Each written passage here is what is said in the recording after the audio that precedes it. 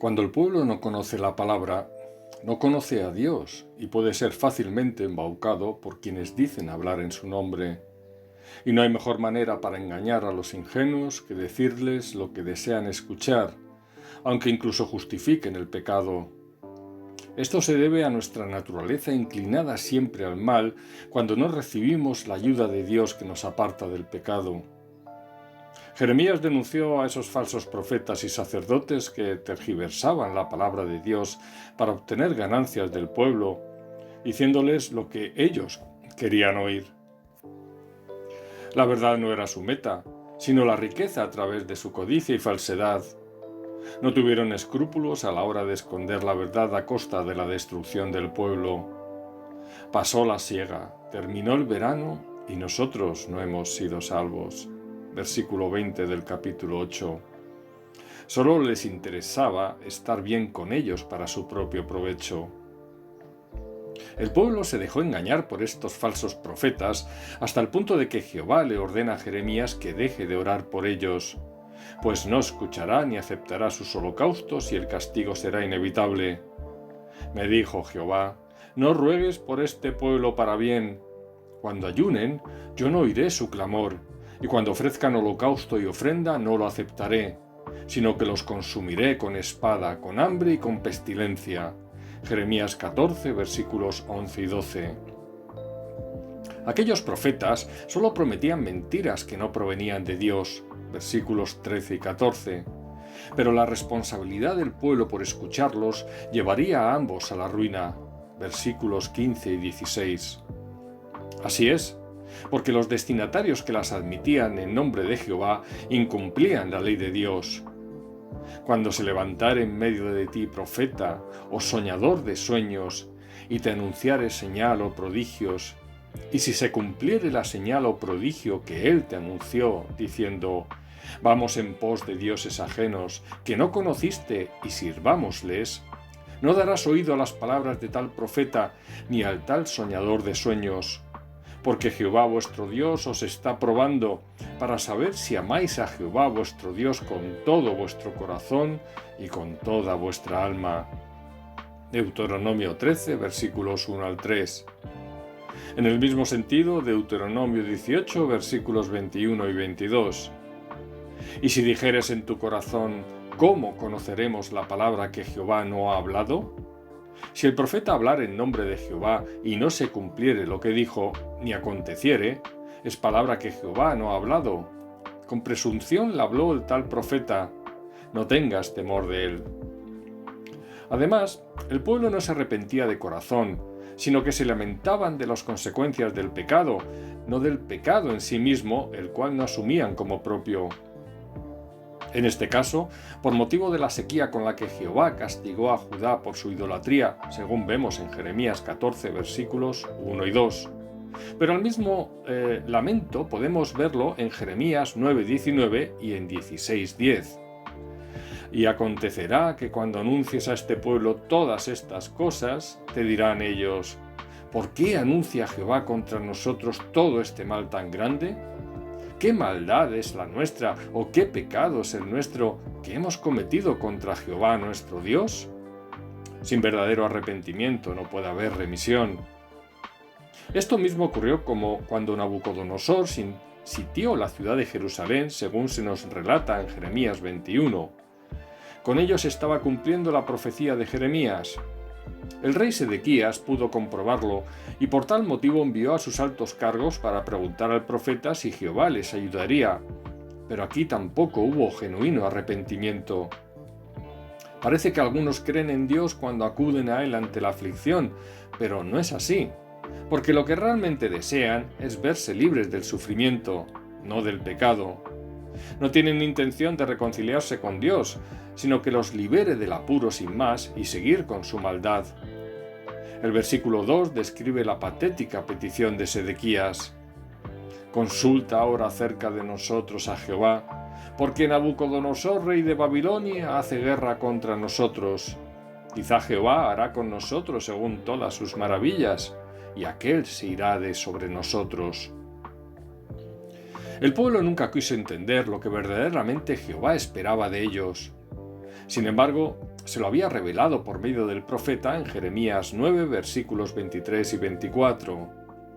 Así dijo Jehová: no se alabe el sabio en su sabiduría, ni en su valentía se alabe el valiente, ni el rico se alabe en sus riquezas. Mas alábese en esto el que se hubiere de alabar, en entenderme y conocerme, que yo soy Jehová, que hago misericordia, juicio y justicia en la tierra, porque estas cosas quiero, dice Jehová. Es decir, la gloria del hombre no está en sus cualidades sobresalientes, sino en el conocimiento de Dios por medio de una constante búsqueda que le permite saber lo que le agrada para ponerlo por obra. Conocerse a uno mismo es importante para llegar a conocer a Dios, pero solo conociendo a Dios podemos llegar a conocernos a nosotros mismos. El hecho de aceptar nuestra debilidad, limitación y dependencia como criaturas nos permite reconocer lo contrario en nuestro Creador. Omitir a Dios de nuestra existencia nos lleva a la locura de un caminar por este mundo apoyados en sentimientos y emociones que en algún momento dejan de llenarnos y nos acabamos preguntando: ¿qué sentido tiene la vida? Como decía Salomón, al final todo es vanidad. Nos sentimos insignificantes porque nacemos de la nada y al final regresamos a ella. Por eso el hombre sin Dios necesita disfrazarse con ropajes de sabiduría, poder y riqueza, para no caer en la desesperación y locura. Es un terrible autoengaño, porque solo Dios confiere propósito y dignidad a nuestras vidas. En Jeremías 23, versículos 9 y siguientes, se descubre nuevamente a esos falsos profetas que dicen ser oráculos de Jehová, pero en realidad solo hablan mentira. En vez de denunciar el pecado del pueblo, les dicen lo que quieren oír y les aseguran la protección de Dios. Estos impostores incurrían en mayor responsabilidad que aquellos profetas de Israel que años atrás profetizaron en nombre de dioses paganos como Baal, porque ahora los de Judá lo hacen en nombre de Jehová. Lo primero era idolatría, pero lo segundo era más grave al usar al Dios verdadero como instrumento de sus perversas intenciones. Porque ellos ponían en boca del Señor lo que nacía de sus corazones corruptos. Pero el verdadero profeta de Dios, Jeremías, revelaba al pueblo lo que Jehová pensaba de todo esto. Yo he oído lo que aquellos profetas dijeron, profetizando mentira en mi nombre, diciendo: soñé, soñé. ¿Hasta cuándo estará esto en el corazón de los profetas que profetizan mentira y que profetizan el engaño de su corazón? Versículos 25 y 26. El problema era que esto traería fatales consecuencias. ¿No piensan cómo hacen que mi pueblo se olvide de mi nombre con sus sueños que cada uno cuenta a su compañero, al modo que sus padres se olvidaron de mi nombre por Baal? Versículo 27.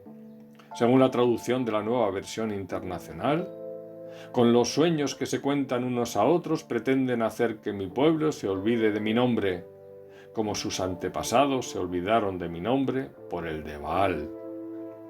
En otras palabras, el pueblo acaba despreciando la verdadera religión y se aparta de Dios y sus mandatos para acabar abrazando sus propios ídolos, por lo que esos falsos profetas se convierten en instrumentos de Satanás. Esto puede ser aplicable al siglo XXI que vivimos.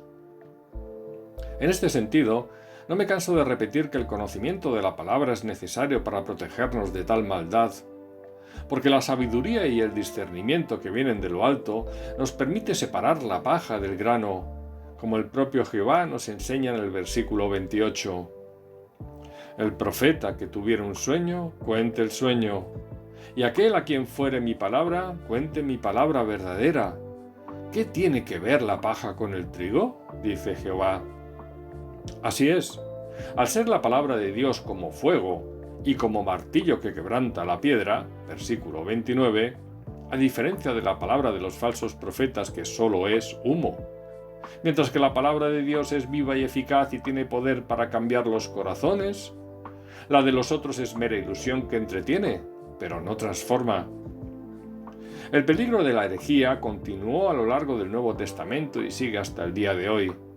El apóstol Pedro, en su segunda epístola, capítulo 2, versículos 1 al 3, dice: Pero hubo también falsos profetas entre el pueblo, como habrá entre vosotros falsos maestros, que introducirán encubiertamente herejías destructoras y aún negarán al Señor que los rescató, atrayendo sobre sí mismos destrucción repentina. Y muchos seguirán sus disoluciones, por causa de los cuales el camino de la verdad será blasfemado, y por avaricia harán mercadería de vosotros con palabras fingidas. Sobre los tales ya de largo tiempo la condenación no se tarda, y su perdición no se duerme. Cuidado, porque muchos por codicia se aprovecharán de los hermanos faltos de conocimiento para exigirles dinero a cambio de bendiciones materiales, o mediante el chantaje emocional basado en un mandato de Dios. La palabra será objeto de mercadería, de la misma manera que el templo fue ultrajado en tiempos de Jesús.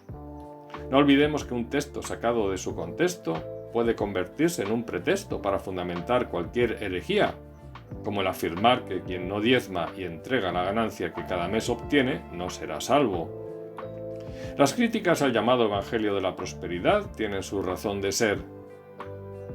Si alguien es tentado por falsos pastores o maestros, pregúntese entonces si de veras Jesucristo es el centro de su enseñanza. ¿Él hacía o permitía estas cosas? Cuando tengamos dudas, imaginemos qué haría el Señor en nuestro lugar, porque es evidente que toda la Biblia pone la mirada en Cristo, desde Génesis a Apocalipsis. No es un mero libro de principios morales eternos, se trata de un caminar del pueblo de Dios a la imagen y semejanza de su Hijo, con la dignidad que conlleva la vocación con la que hemos sido llamados. Efesios 4:1. Por eso, cuando desviamos la mirada de Jesucristo para ponerla en moralismos repletos de obligaciones o prohibiciones, incurrimos en un gravísimo error. Esto nos coloca en el lugar de aquellos legalistas fariseos que no entendieron la ley de Dios que les fue dada por medio de Moisés. Repetimos la misma historia colocando cargas pesadas e imposibles de soportar, porque entonces ya no es la gracia, sino la carne la que intenta el esfuerzo inútil de cumplir lo que no se puede por la fuerza. Y esto finalmente provoca disputas, frustración y sentimientos de culpa. Algunos sacerdotes, pastores y hermanos debieran volver a leer lo que Pablo nos dejó escrito en Romanos 10, versículos 3 y 4, en referencia al Israel celoso de Dios, pero ajeno a su justicia. Porque ignorando la justicia de Dios y procurando establecer la suya propia, no se han sujetado a la justicia de Dios, porque el fin de la ley es Cristo, para justicia a todo aquel que cree. Nuestra naturaleza pecaminosa nos inclina a querer justificarnos ante Dios comparándonos con los demás, como hacía el fariseo de la parábola de Lucas 18:10 y siguientes, y el propio apóstol Pablo antes de su conversión, como nos relata en Gálatas 1:14. Creemos que diezmando, ofrendando más, leyendo o orando más que otros, o sirviendo de muchas maneras a diferencia de los demás, somos mejores ante Dios y nos ganamos un amor especial. Procuramos establecer nuestra propia justicia, no la de Dios, como dice Pablo, y nos permitimos mirar al hermano desde nuestro propio pedestal. Frente a esta vanagloria, la única esperanza es que si hemos nacido de nuevo, nuestro Padre nos siga perfeccionando cada día a la imagen de su Hijo. Él es la piedra angular de nuestra fe, y nuestra humildad solo agradará a Dios cuando se acerque a la de Jesús hombre. Quien desee llegar a Dios por esfuerzo y méritos, perseguirá una imagen equivocada de legalismo e hipocresía y solo alcanzará juicio y condenación. No todo el que me dice Señor, Señor, entrará en el reino de los cielos, sino el que hace la voluntad de mi Padre que está en los cielos. Muchos me dirán en aquel día, Señor, Señor, ¿no profetizamos en tu nombre, y en tu nombre echamos fuera demonios, y en tu nombre hicimos muchos milagros? Y entonces les declararé, nunca os conocí, apartaos de mí, hacedores de maldad. Mateo 7, versículos 21 al 23. También el apóstol Pablo en 1 de Timoteo 4, versículos 1 al 3, dejó escrito: Pero el Espíritu dice claramente que en los postreros tiempos algunos apostatarán de la fe, escuchando a espíritus engañadores y a doctrinas de demonios. por la hipocresía de mentirosos que, teniendo cauterizada la conciencia, prohibirán casarse y mandarán abstenerse de alimentos que Dios creó para que con acción de gracias participasen de ellos los creyentes y los que han conocido la verdad. Por eso insistió mucho en que examináramos todo para retener lo bueno, según 1 de Tesalonicenses 5:21. Como hemos explicado, examinar es sinónimo de escudriñar.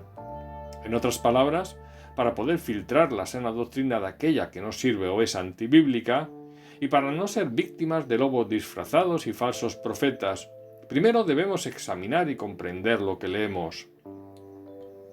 Sabemos que en su segundo viaje misionero a Berea, Hechos 17:10, Pablo y Silas entraron en la sinagoga de los judíos y los gentiles, y al recibir la palabra, escudriñaban cada día las Escrituras para ver si estas cosas eran así, versículo 11. Así que creyeron muchos de ellos, versículo 12. Los destinatarios fueron recipientes de la fe otorgada por medio de una comprensión de la palabra que les permitía contrastar si lo que Pablo y Silas predicaban era conforme a los textos que les servían de apoyo. Cierto es que la fe es por el oír, y el oír por la palabra de Dios, Romanos 10:17, y que el Espíritu Santo es quien otorga revelación sobre lo escrito. Pero si la palabra audible no queda en la mente al comprender el mensaje, no podemos recibir la fe que necesitamos para obtener bendición o soportar la aflicción si somos creyentes, y ni siquiera para creer si aún no lo somos. Dios nos creó como seres racionales, con una mente que nos permite pensar y analizar. No quiero decir con esto que podamos comprender todo aquello que nos ha sido revelado, pues nuestra mente es limitada en muchos aspectos. Además, cada uno tiene la capacidad y talento que el Señor le ha dado por medio de su Espíritu. En Hechos 8:26 y siguientes, un ángel del Señor ordenó a Felipe ir al desierto de Gaza. Allí coincidió con un etíope eunuco que había venido a Jerusalén para adorar, y venía sentado en su carro leyendo al profeta Isaías. El Espíritu le dijo a Felipe que se acercara, y le oyó que leía al profeta Isaías, es decir, leía en voz alta, oía la palabra de Dios. Entonces le preguntó si entendía lo que estaba leyendo, a lo que el etíope respondió: ¿Y cómo podré, si alguno no me enseñare? Versículo 31. A continuación, Felipe le explicó qué quería decir el texto que leía y comprendió el mensaje del Evangelio. Y esto le llevó a creer en Jesucristo como el Hijo de Dios por la revelación del Espíritu Santo y ser bautizado. En Lucas 1, versículos 1 al 4, en concreto en el versículo 3, el médico amigo de Pablo nos relata cómo había investigado todas las cosas antes de escribirlas en su Evangelio dirigido a Teófilo, y ello con afán de que conozcas bien la verdad de las cosas en las cuales has sido instruido.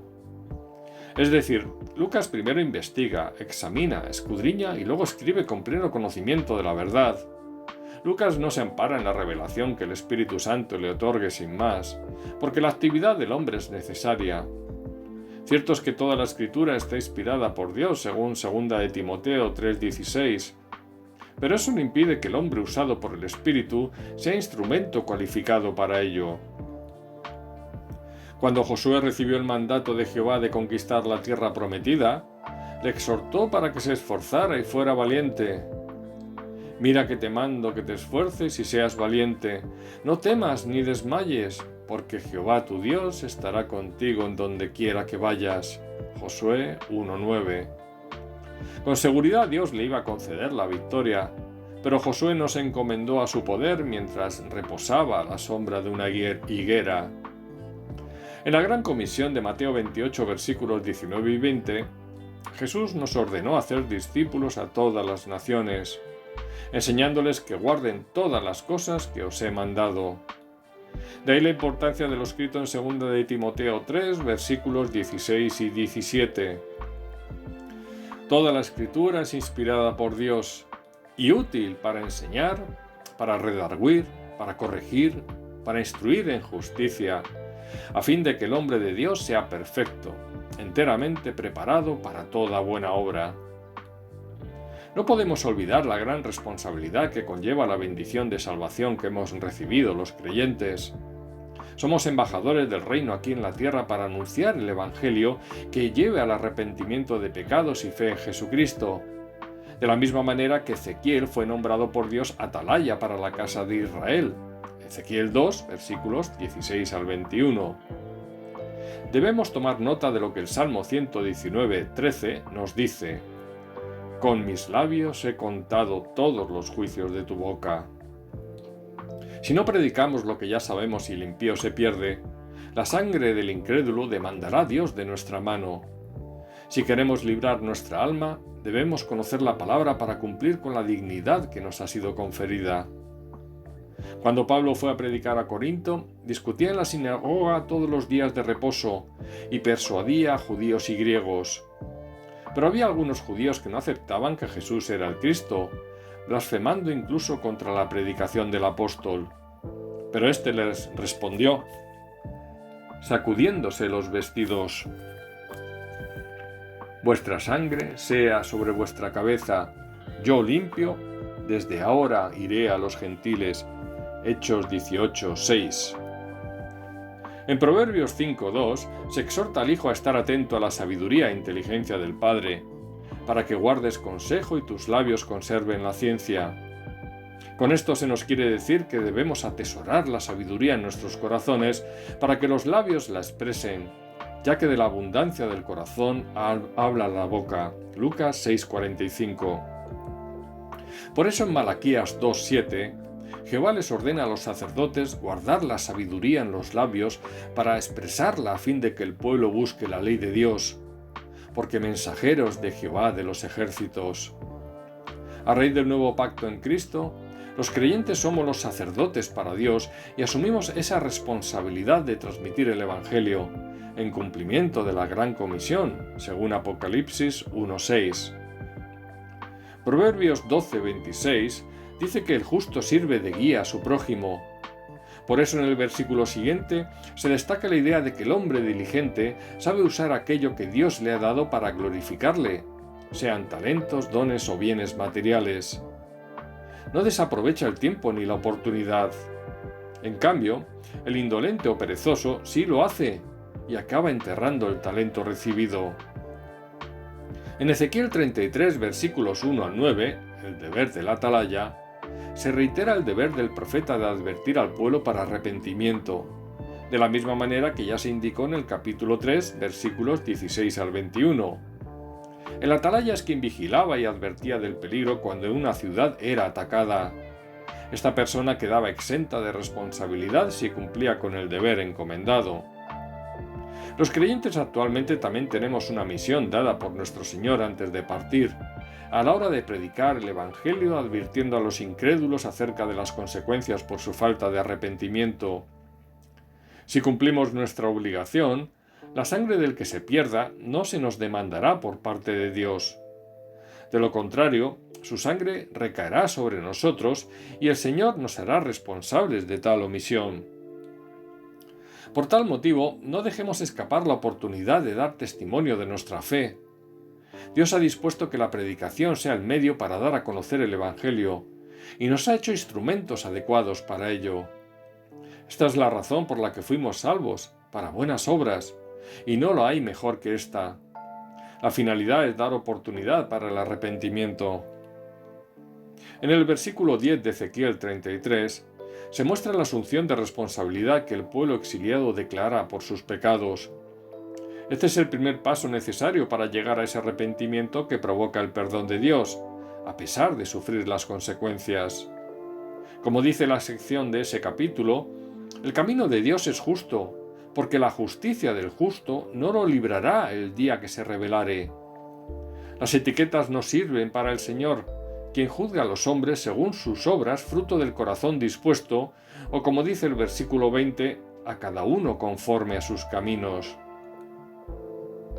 Cada día está en nuestra mano caminar de la mano de Dios o desviarnos de sus sendas, y todo lo que uno haya hecho de bien a lo largo de su vida se perderá si al final sembrar iniquidad, según el versículo 13. Así es, porque el que persevere hasta el fin solo éste será salvo. Mateo 24:13. Lo contrario le ocurrirá al impío que al final de su vida se arrepiente, porque obtendrá perdón como nos revela Ezequiel 33, versículos 14 al 16. El ejemplo del ladrón crucificado junto a Jesús, relatado en Lucas 23, versículos 39 al 43, es bien elocuente. Y uno de los malhechores que estaban colgados le injuriaba diciendo: «Si tú eres el Cristo, sálvate a ti mismo y a nosotros». Respondiendo el otro le reprendió diciendo: «¿Y aún temes tú a Dios estando en la misma condenación? Nosotros, a la verdad, justamente padecemos, porque recibimos lo que merecieron nuestros hechos, mas éste ningún la hizo». Y dijo a Jesús: «Acuérdate de mí cuando vengas en tu reino». Entonces Jesús le dijo: «De cierto te digo que hoy estarás conmigo en el paraíso». En consecuencia, mientras hay vida siempre existe la posibilidad de volver a Dios, demostrando mediante la obediencia que el arrepentimiento es sincero. Todo lo anterior es la respuesta que Dios da al pueblo ante su pregunta planteada en el versículo 10 de Ezequiel 33, tras reconocer sus pecados. ¿Cómo, pues, viviremos? Porque como dice Jehová en el versículo 11, no quiero la muerte del impío, sino que se vuelva el impío de su camino y que viva. Volveos, volveos de vuestros malos caminos. ¿Por qué moriréis, oh casa de Israel? En 1 de Timoteo 2:4, Pablo reiteró que Dios quiere que todos los hombres sean salvos y vengan al conocimiento de la verdad. La enseñanza de Jesús no se refiere solo a lo que verbalmente dijo en vida carnal reflejado en los evangelios. Podemos afirmar que incluye interpretación y aplicación de su vida y enseñanzas a las nuestras a través de todos los escritos posteriores de diversos autores inspirados por el Espíritu Santo tras su resurrección. Por eso en 1 Corintios 14:37, Pablo escribe: «Si alguno se cree profeta o espiritual, reconozca que lo que os escribo son mandamientos del Señor». Por su parte, el apóstol Pedro en 2 de Pedro 3, versículos 1 y 2, nos dice lo siguiente: «Amados, esta es la segunda carta que os escribo, y en ambas despierto con exhortación vuestro limpio entendimiento, para que tengáis memoria de las palabras que antes han sido dichas por los santos profetas y del mandamiento del Señor y Salvador dado por vuestros apóstoles». Así que podemos concluir que enseñar todas las cosas que Jesús nos mandó incluye enseñar todo el Nuevo Testamento, así como el Antiguo, en el que Jesucristo aparece de muchas maneras distintas. Por eso sabemos que Jesús avaló todo lo que previo a su venida había sido escrito. «No penséis que he venido para abrogar la ley o los profetas. No he venido para abrogar, sino para cumplir. Porque de cierto os digo que hasta que pasen el cielo y la tierra, ni una jota ni una tilde pasarán de la ley, hasta que todo se haya cumplido». Mateo 5, versículos 17 y 18. En resumen, la enseñanza que Jesús nos ordena impartir a los nuevos discípulos incluye tanto el Antiguo como el Nuevo Testamento, pero no lo relativo al aspecto ceremonial de la ley, sino a los principios morales que de la misma se derivan. El Sermón del Monte de los capítulos 5 al 7 de Mateo es un claro ejemplo del verdadero espíritu de la ley de Dios otorgada a Moisés en Sinaí, y que va más allá de la errónea interpretación dada por los escribas y fariseos, lo que provocó el continuo enfrentamiento con Jesús y a la postre su muerte. La explicación es clara, porque Efesios 2 versículos 19 y 20 dice lo siguiente: «Así que ya no sois extranjeros ni advenedizos, sino conciudadanos de los santos y miembros de la familia de Dios, edificados sobre el fundamento de los apóstoles y profetas, siendo la principal piedra del ángulo Jesucristo mismo». En otras palabras, la Iglesia tiene su fundamento en lo que nos transmitieron tanto los profetas del Antiguo Testamento como los apóstoles del Nuevo junto con los autorizados por ellos, todo bajo la piedra angular del edificio que es Cristo mismo. Solo lo que ellos revelaron a lo largo de los siglos es válido para el pueblo de Dios. En Colosenses 2 versículos 6 al 8, Pablo nos exhorta a andar en Cristo, de la manera en que le hemos recibido, arraigados y sobreedificados en él, y confirmados en la fe, así como habéis sido enseñados, abundando en acciones de gracias. Esto es muy importante, porque si no caminamos sobre la senda del Señor, jamás llegaremos al Padre. Jesús le dijo: Yo soy el camino y la verdad y la vida. Nadie viene al Padre sino por mí. Juan 14:6. De ahí la necesidad de rogarle humildemente al Padre que nos lleve por esa senda a través de la palabra. Enséñame, oh Jehová, tu camino. Caminaré yo en tu verdad. Afirma mi corazón para que tema tu nombre. Salmo 86:11. Ninguno puede venir a mí si el Padre que me envió no le trajere, y yo le resucitaré en el día postrero. Juan 6:44. Pero para enseñar a otros primero debemos aprender nosotros, ya que a Felipe no lo tenemos presente para que nos explique Isaías como al etíope eunuco, tampoco Pedro, Juan, Pablo, Santiago, etc. Por eso resulta muy provechoso disponer y acceder al trabajo de mucha gente posterior que ha dedicado su vida al estudio e investigación de las Escrituras y nos han facilitado muchas respuestas que quizá no hubiéramos podido alcanzar por nosotros mismos. Este conocimiento nos será de provecho y servirá para que muchos otros logren la salvación por la palabra, siendo nosotros el canal de esa bendición, cumpliendo el mandato de la Gran Comisión. Como dijo el apóstol en 1 de Pedro 3:15, debemos estar siempre preparados para presentar defensa con mansedumbre y reverencia ante todo el que nos demande razón de la esperanza que hay en nosotros. En Proverbios 20:15 se nos dice que los labios prudentes son joya preciosa. La sabiduría es más valiosa que todas las joyas, y así muchas veces saber escoger las palabras correctas y justas en el momento apropiado, lo cual tiene mucho más valor que cualquier tesoro para quien las recibe.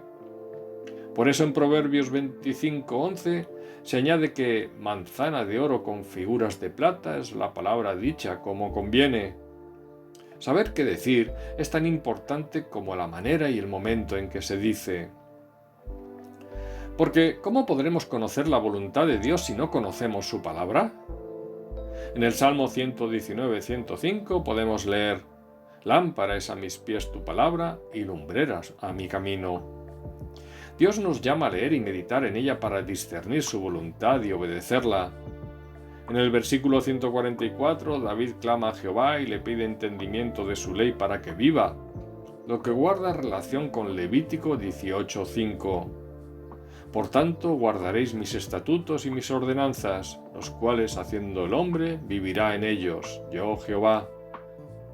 Entender que la ley de Dios es perfecta, pero que no podemos cumplirla sino a través de Cristo, nos da la vida eterna que necesitamos para llegar hasta Dios. Mientras, en esta tierra, el entendimiento es la vida que necesitamos para hacer su voluntad y ser perfeccionados a la imagen de su Hijo.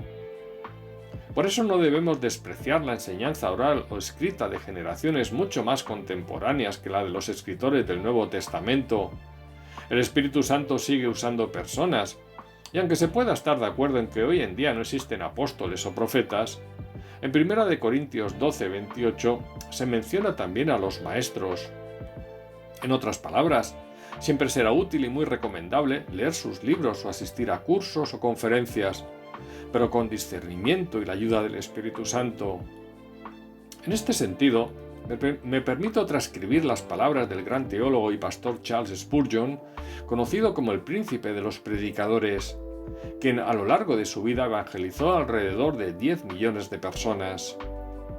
Algunos, que pretenden estar enseñados por el Espíritu de Dios, se niegan a recibir instrucciones de libros o de hombres vivos. Eso no es honrar al Espíritu de Dios, sino es faltarle al respeto, porque si Él da a algunos de sus siervos más luz que a los demás, y es evidente que lo hace, entonces están obligados a pasar esa luz a otros y usarla para el bien de la Iglesia. Pero si la otra parte de la Iglesia se niega a recibir esa luz, ¿para qué fin la dio el Espíritu de Dios? Esto implicaría que hay un error en alguna parte en la economía de los dones y de la gracia de Dios, que es administrado por el Espíritu Santo. Es verdad que en Juan 14:26 se nos dejaron escritas las proféticas palabras de Jesucristo al revelarnos que el Consolador, el Espíritu Santo, a quien el Padre enviará en mi nombre, Él os enseñará todas las cosas y os recordará todo lo que yo os he dicho.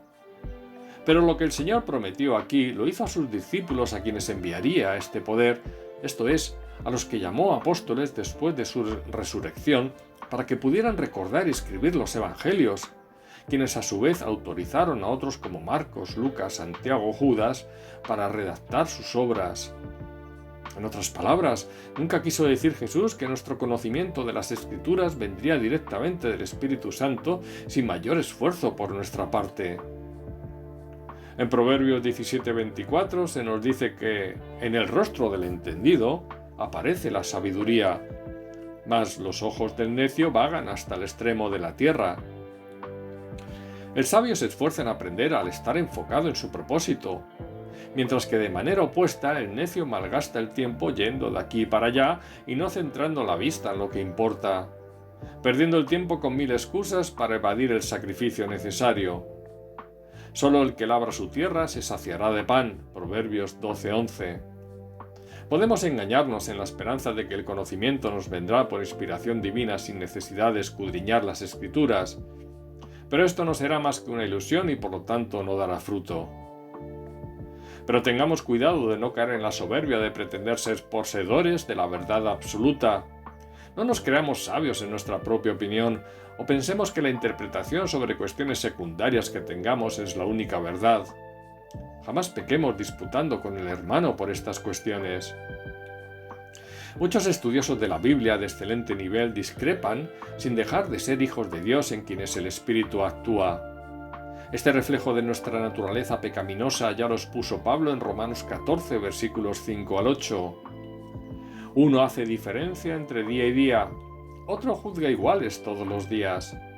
Cada uno esté plenamente convencido en su propia mente. El que hace caso del día lo hace para el Señor, y el que no hace caso del día, para el Señor no lo hace. El que come, para el Señor come, porque da gracias a Dios, y el que no come, para el Señor no come, y da gracias a Dios. Porque ninguno de nosotros vive para sí, y ninguno muere para sí. Pues si vivimos, para el Señor vivimos, y si morimos, para el Señor morimos. Así pues, sea que vivamos o que muramos, del Señor somos.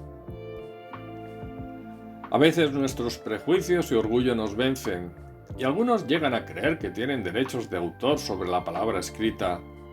Pero el pecado aumenta cuando esto nos lleva al insulto e incluso al odio contra el hermano. Hoy en día es muy común verlo en redes sociales. Por todo ello, en nuestras oraciones clamemos la ayuda de Dios como hace el salmista en el Salmo 19, versículos 12 al 14. ¿Quién podrá entender sus propios errores? Líbrame de los que me son ocultos. Preserva también a tu siervo de las soberbias, que no se enseñoreen de mí. Entonces seré íntegro y estaré limpio de gran rebelión. Sean gratos los dichos de mi boca y la meditación de mi corazón delante de ti, oh Jehová, roca mía y redentor mío.